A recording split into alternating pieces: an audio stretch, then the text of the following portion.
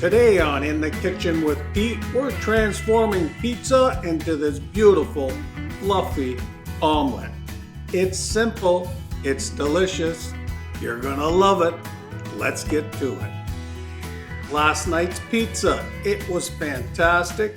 I had mushrooms on it, onions, red peppers, green olives, and pepperoni. And we're just gonna pull the topping off, give it a rough chop, and into our bowl, and we'll set that aside.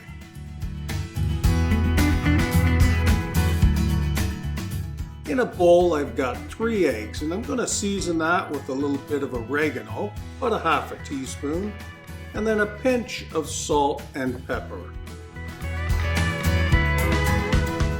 Using a fork, mix that up well. And oops, I almost forgot, we got to put a tablespoon of water. That gives it that fluffiness in our omelet. Mix that well. In a non-stick pan, I put a little bit of cooking spray and a teaspoon of butter over a medium heat. When that melts, we'll put in our egg mixture. As soon as that's in, it's time to put in our chopped up leftover pizza. Lay it right down the center of the omelet, and then we'll put a lid on it right away.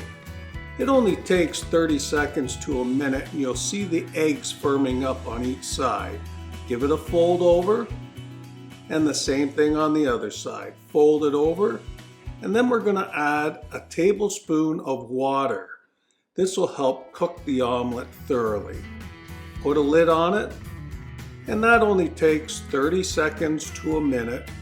And when that water dissipates after we've taken the lid off, that's it. Slide it on a plate, and then we'll take a look inside. Oh my! Now doesn't this look delicious? It's nice and fluffy. The cheese, you can see it in there with all those goodies from the pizza. Why waste leftover pizza? What a delicious breakfast or lunch this will be. And perfect for those looking for low carbs. We got rid of all the bread. Oh boy, can't wait to bite into it.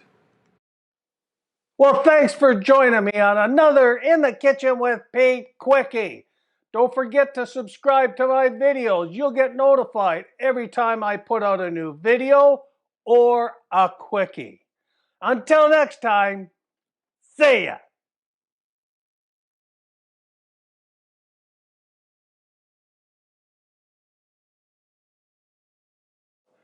Well, thanks for coming out and joining me on In the Kitchen with Pete Quickie.